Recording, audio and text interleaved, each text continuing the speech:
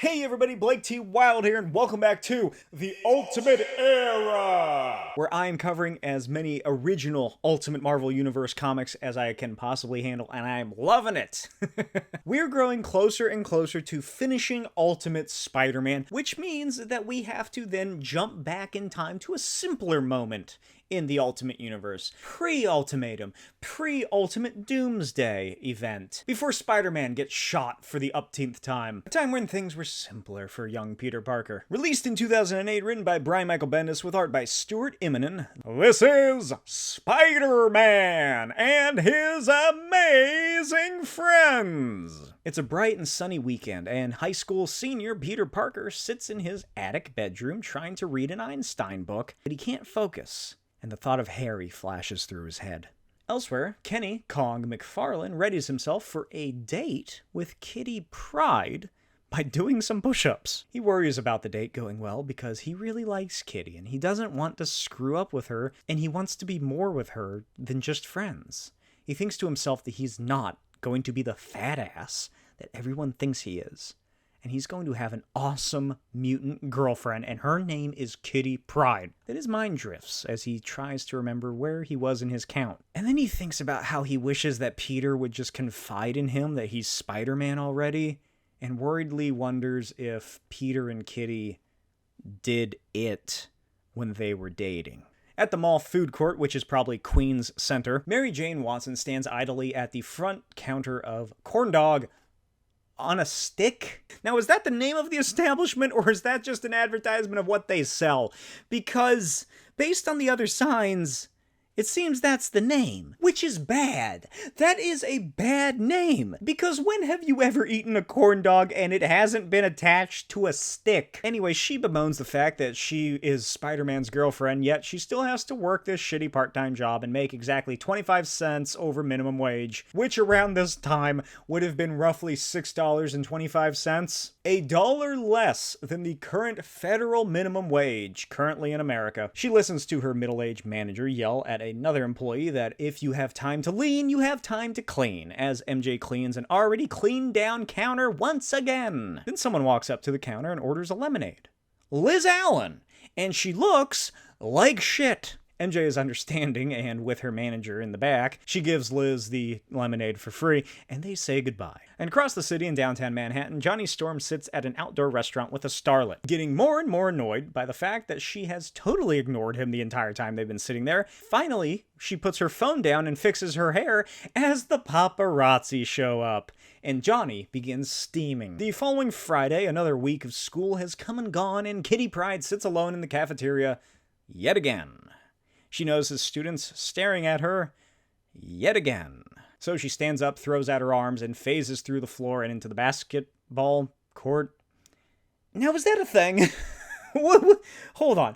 Are there schools with cafeterias on the second or third floors? I suppose it would work, since the majority of the space for a school would be up rather than expand out, especially where this one is, in like an eastern state dense area. It just seems odd that apparently the basketball courts and the gym are one story below. So school ends and Peter and MJ spot Johnny Storm sitting out front waiting for him. Peter gets worried about the superhero Human Torch being there, and Johnny reminds him that he went to school here. He tells him that he's bored and has no friends, and Peter reminds him that Peter Parker can't be seen with the Human Torch, especially of Spider-Man, who, upon closer inspection, someone may find he fits the exact physical build of, hangs out with the Human Torch as well. Especially because people already know that Spider-Man is some way involved with the school. Johnny laughs and says that no one is paying that much attention to him, and asks what they're doing this weekend. MJ groans that she has work and homework.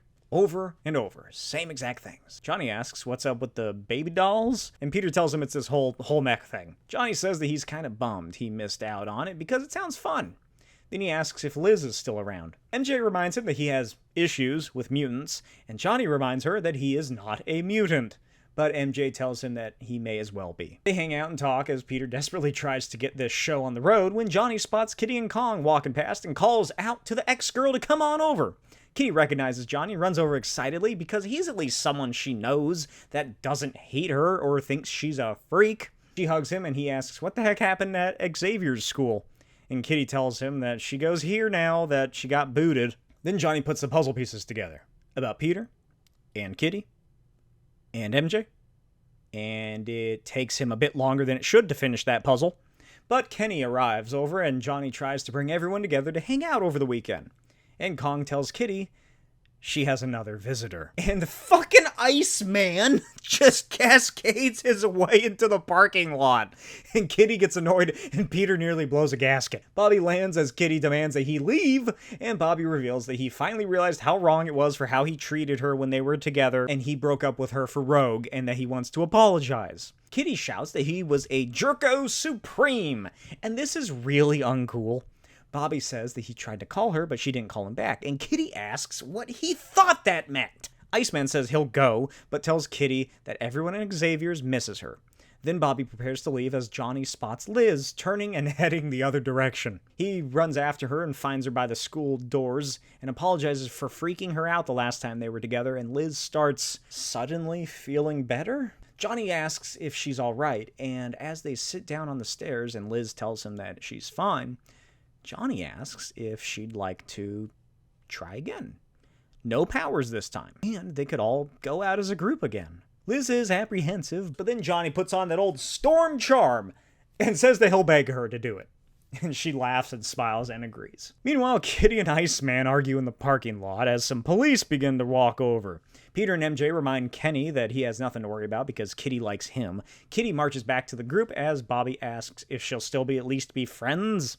Kitty turns, tells Bobby that what he's really saying is that he's sorry and was a jerk. He's sorry that he disrespected Kitty and took advantage of her feelings, and that she is cuter than Rogue. Bobby agrees and says all of those things back to her, and Kitty thinks, then accepts his apology. Then Bobby hands her a note from Logan, and she reads it and starts to tear up and then tucks it away into her baby Bjorn. Johnny and Liz arrive, and Johnny proposes that they head to the beach tonight. MJ hugs Liz and is so excited that she's now feeling better. Kitty invites Kenny and grabs his hand, and Kenny lets out a huge smile and says, okay. So later that afternoon, on an unusually hot day, the gang heads to the Coney Island beach. Bobby tells Peter and Johnny that he had a dream about being trapped in Billy Madison last night, and Johnny, eager to discuss literally anything else, asks if they heard anything about Nick Fury, since he, was arrested in an alternate reality. Peter cuts him off and asks that they not talk about that stuff here, especially with the surrounding civilians in the group. And Bobby says that Fury was a bad guy, and it's good riddance that he's finally gone. Peter defends Fury, telling them that he's not a bad guy. He's just complicated. You gotta think, because there have been some questions raised in previous videos about why Peter looks up to Fury so much. He doesn't have a good male role model in his life ever since Uncle Ben passed away and was murdered. So Fury, he absorbs that role. He acts kindly to the kids, at least initially, and, he has a soft spot for Peter, and Peter, he does look up to him because who else is he really going to look up to in this universe? A drunk Iron Man? A hard-headed Captain America? Hippie Thor? Like, come on. Nick Fury is like the most, I suppose, realistic aspiration you can kind of have. Because as far as Peter's aware, he's just a normal dude in super high stakes, which is what Peter feels like. Anyway, the girls call out to the boys and ask if they're coming into the water, because there are girls in here. And the guys all run out into the water. That night, as it cools down, the gang sit around the fire with some other people and a guy playing the guitar. Yeah, we just might feel good. I wanna push you around. Well, I will. Peter and MJ share a kiss, and Liz sits beside Johnny and begins to bring up the last time they sat around a bonfire, when she begins crying out in pain and fucking ignites into flames. She screams and accidentally launches herself into the night sky and away towards the Verrazano Narrows Bridge up the river. Peter yells for Johnny to head after her, and he soars away as Peter and Kitty try to figure out when the hell Liz Allen became a mutant. Out over the water, Johnny catches up with an ambling, confused Liz and tries to calm her down. She pushes him away, but accidentally unleashes a fireball and knocks Johnny into the drink. Bobby ice slides out and tries his best to help Liz relax and just lower herself onto the ice, but she freaks out and falls. Bobby catches her, and by the time they're back, Liz is deflamed and naked. Peter swaths a towel around her as she shakes in panic, and Johnny treads water, mumbling that he's fine, by the way. So he fires out into the ocean and back to land. Everybody freaks out trying to figure out what happened, and Liz yells that she's fine and is not a mutant. Kenny brings up when Liz told them that her uncle was a mutant, and she screams at Kenny to shut the fuck up, and her hands ignite, then return to normal. Johnny's phone begins going off, and he regrettably tells everybody he has to go and apologizes as he rises into the sky and flies away. Liz freaks out, and Peter tells her that Kitty is right. She is a mutant. Liz tells him to knock it off, and that she doesn't want to live like this. Then she ignites and flies away. And Bobby chases after her. Kenny freaks out, turns to Peter, and tells him to go help her. And Peter plays dumb until Kenny tells him that it's normally all fine and dandy when he pretends that people don't know who he is, but their friend Liz Allen needs his help. Peter still tries to hide it, then Kenny looks at him and says that they all have had the same classes since the 2nd grade. She needs his help. And then he asks if he wants him to say something like, "Oh, you should tell Spider-Man to help her. Gee, I sure wish that Spider-Man were here to help his lifelong friend, Liz Allen." And Peter gets the gist and runs off through the sand. MJ glares at Kitty, but Kenny tells her that she never said anything. He's not as dumb as he looks. Elsewhere over Manhattan, Liz tumbles through the sky, followed by Iceman, who tries to get her to just land somewhere before she seriously hurts herself. Then he tries to guide her on how to fly, and she gets the hang of it and asks him how she's supposed to stop. Bobby leads her through it, but Liz looks down and panics, so Bobby cools her off and catches her as Liz tells him to stop looking at her body. Bobby lands and conceals her in an ice tube as Spider-Man arrives. Liz freaks out, ignites, and blasts Spider-Man on accident. She yells out how sorry she is and that she didn't mean to do that, and Spidey slinks around the corner. She asks what he's doing here, and Spidey reminds her that he lives in New York City. Liz is in disbelief that both an X-Man and Spider-Man are here, and then Iceman introduces Spider-Man to Liz, a brand new mutant, and offers her to come to Xavier's school with him to get tested. Spidey suggests the Fantastic Four and Reed Richards if she's not a fan of Westchester. But Liz refuses. She doesn't know what to do. She can't go back to school. Her life is ruined. Spidey assures her that she'll be alright. Even he has a normal life outside of the costume. He tells her she can have the life she always had. She just needs to learn to do what she's able to do. Liz asks what the hell she's supposed to do with turning herself on fire, and Spidey tells her that she gets to decide that. She could be one of the good guys, she could practice and hone her powers and actually help people, or she could rob banks and burn people alive. And Liz is like, why the fuck would I do that? Iceman tells her it's pretty cool being a superhero, and Liz shouts that Johnny Storm turned her into a freak. They remind her that's not exactly how it works, although Bobby wonders if maybe that was her power, and if she had touched him, she would have had ice powers. Which I think is the gist, because she goes from being horribly sick, interacting with MJ, who has no powers, to then interacting with Johnny Storm, who has cosmic whatever powers, and suddenly she has his powers. So I'm pretty sure Bobby, for the first time in his life, is right about something. Spidey suggests that they find Reed Richards, but Liz refuses. He asks if they should find her mom instead, and Liz screams that her mom has nothing to do with any of this, and she doesn't even want to let her know that this has happened. Spidey reminds her that she'll have to tell her mom eventually, and Liz has a panic attack. Bobby jokes that they could get some marshmallows, so Spidey smacks him upside the head as Liz tells them both to just shut up. She does not want to be a hero, she doesn't care about saving people or stopping crimes. Spidey tells her that he was the same before he got his powers, and she asks if he really does go to her school. Spidey tells her that he does, and he's actually seen her around. She asks why on earth he's still in school if he's Spider-Man, because she is done with high school. She's done with everything if she can do this, and then she soars into the sky. Well, that was a weird conversation. I totally saw her naked. The two set out after Liz, and Spidey catches up as Liz gets better at the whole flying on fire thing. She asks if he really knows who she is as Spidey lands on a building, and she hovers there. She tells him that she won't out him or anything, and Spidey asks if they can just drop this whole aspect of the conversation. She jokes that she could just singe his mask off and find out, and Spidey tells her to stop deflecting because they need to figure out her issues. Iceman catches up and shouts for them to look out because Magneto has suddenly arrived. He tells Liz Allen that it is long past time for her to discover who she truly is and where she comes from. And Iceman forms a barrier and tells the two to run. Spidey tells Liz to follow him as they flee, and Magneto destroys the ice wall and Bobby falls through the sky. Spidey webs his face and Magneto's helmet dissipates and reforms itself. He asks Liz if she isn't all that curious who her father is and why she is a mutant. Iceman slides back in and tells Liz to run as Magneto deconstructs an AC unit and slams Bobby into a wall. Then he rips out a fire escape railing and holds Spider-Man in place. And he introduces himself to Liz Allen, and she asks if he's her father. He chuckles and says no, he's not, but he does know her father, and he's waiting for her back at the Savage Land or whatever. And he'll take her there. She asks how the heck he found her, and Magneto reveals that deep in the Savage Land, he has his own version of Cerebro, apparently. Liz bites her fiery nails and flies away.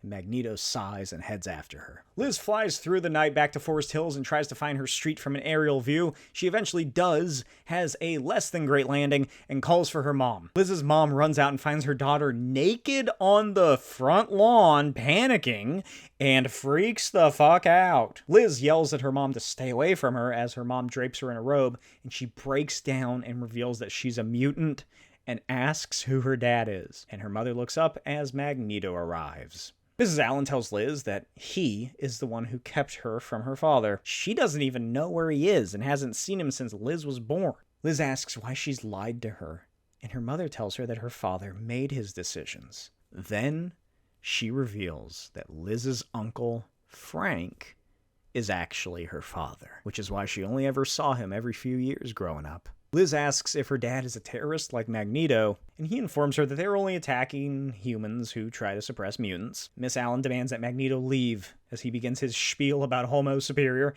and that Liz needs to choose a side. He tells her that she doesn't have the luxury to think about it. It needs to be done. Right now. Then the X-Men and Spider-Man arrive. Cyclops orders Magneto to step away, but he assures them that Liz is simply making a decision and that they wouldn't dare fight in this quiet little neighborhood with so many innocent lives. Liz asks if her dad has ever killed anyone, and Logan immediately tells her yes. But she turns to Magneto and demands an answer. He simply asks to take her to her father. She asks how many people he's killed. Magneto informs her that he is fighting a war.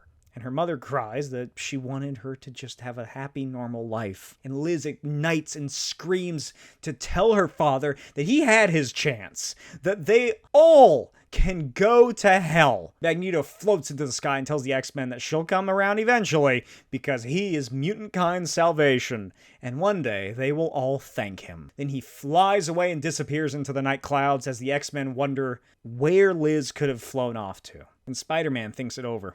Not long after, in the Watsons' backyard, Liz lands and MJ runs out in her robe and wraps it around her friend. Liz tells MJ that she is definitely not okay, and that she just needs to sit down and relax for a little bit. Then she reveals to MJ everything she learned about her mutant terrorist working for Magneto of a father, and how the X-Men were on her front yard. Spider-Man then lands and tells Mary Jane that this is a pretty big deal, and that they need to trust Liz, because they need to help her.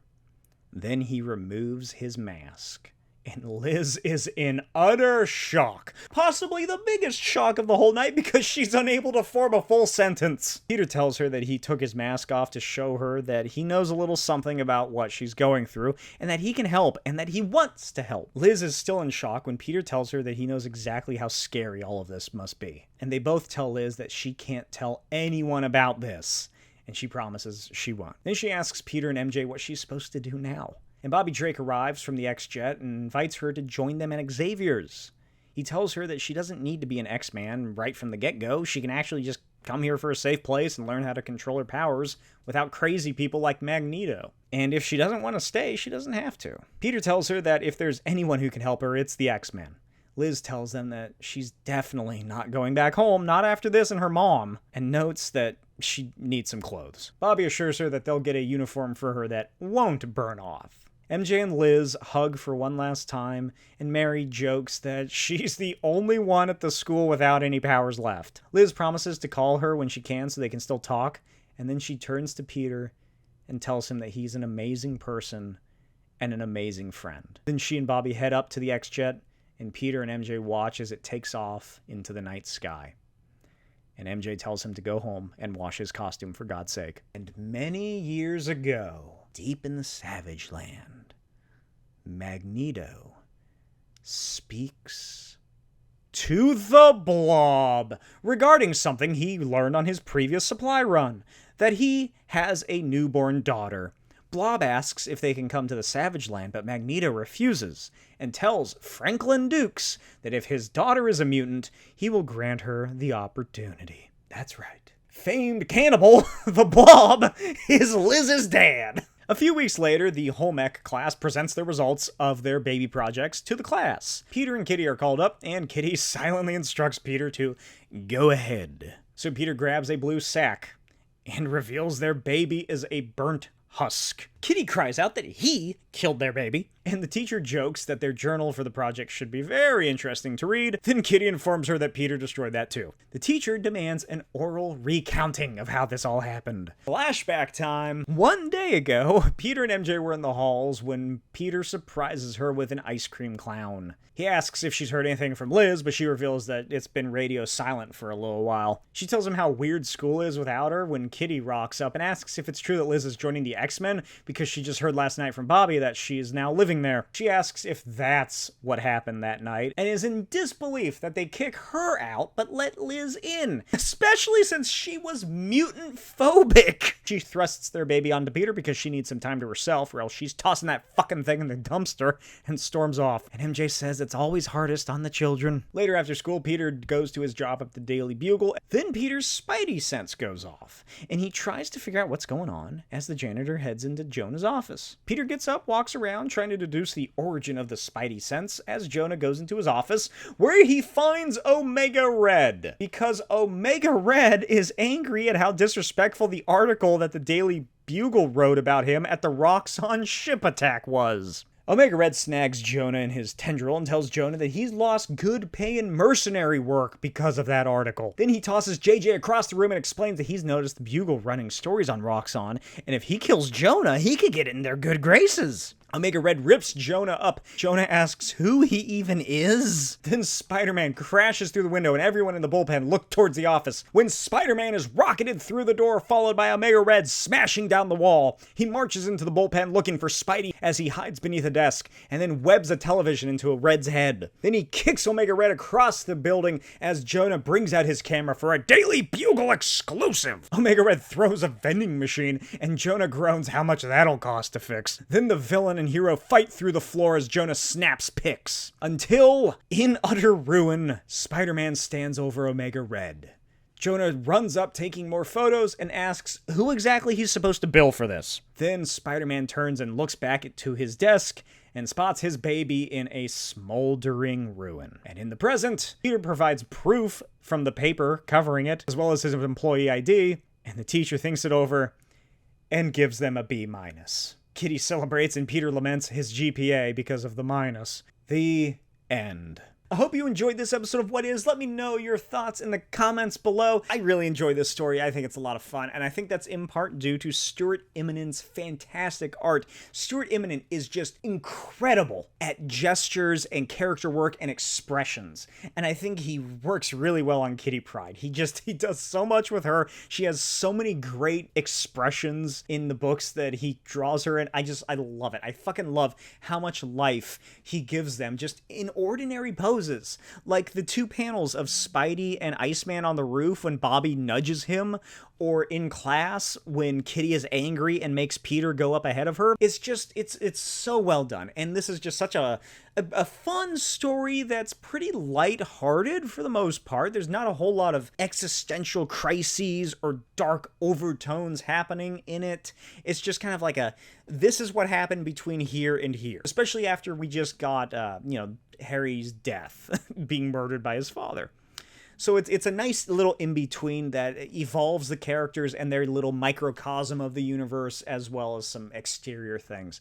And it's charming, and it feels meaningful and warm. There's a nice warmth to it, and it's not just the fact that there's two people who light themselves on fire. It's really sweet, too, to see Peter work to help to make someone's life better in a way that just does not involve just fighting and punching a bad guy. Especially when Peter uses Ben's responsibility line to Liz. This issue is like a marker for showing how far Peter Parker has grown in these last 4 years of high school. And it really makes you think about all the good he could do once he graduates and goes to college and gets a better job, maybe works on inventing new tech for Spider-Man.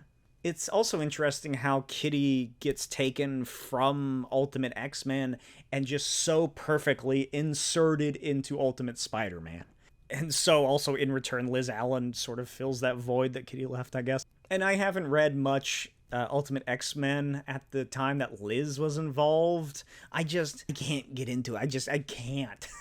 It's just so hard for me to do because I can't find myself caring enough about those characters. But I've always liked the iteration and the idea of her as Firestar, because it's Spidey's Amazing Friends. And the shift and evolution of Liz Allen, of all people, and what she does and takes over the course of this series and this universe, it pretty much every core character from Peter's gang of friends that we meet in that first issue of Ultimate Spider-Man change and grow so much into their own persons. Except for Flash. He stops being their friend, he moves on, and just continues being the same Flash throughout the entire run, which is pretty funny. Yes, in my headcanon chronological timeline, which I know some people hate, but oh well, it doesn't matter. This universe is long dead. I've set this about 2 months before Ultimatum. So this acts as a veritable calm before the storm. Check out the chronological playlist on my YouTube channel now if you're interested. But I don't want to keep you any longer. I'll let you go. Let me know your thoughts in the comments below on this volume of Ultimate Spider-Man and everything that happened in it, and on some of your favorite Ultimate comics as well. Let me know in the comments. As always, check out my Patreon, patreon.com/Smokey'sVideos, where you get early access to videos when available. All of my comics are published on there with my commentaries and movie commentaries as well. Check out my Etsy shop, blaketwild.etsy.com, for my physical copies of my comics, and every purchase comes with a free head sketch of any character of your choosing, as well as my podcasts. The Comic Shtick Podcast, where comics are my shtick, where I discuss comics and pop culture. I Need Some Disney, where my Disney-obsessed wife and I discuss all things Disney. And my secondary channel, where I also host a gaming-based podcast called Gamer Milk. Check that out on Smokey's save file. Links on my channel as well. And I will see you all next time. Bye!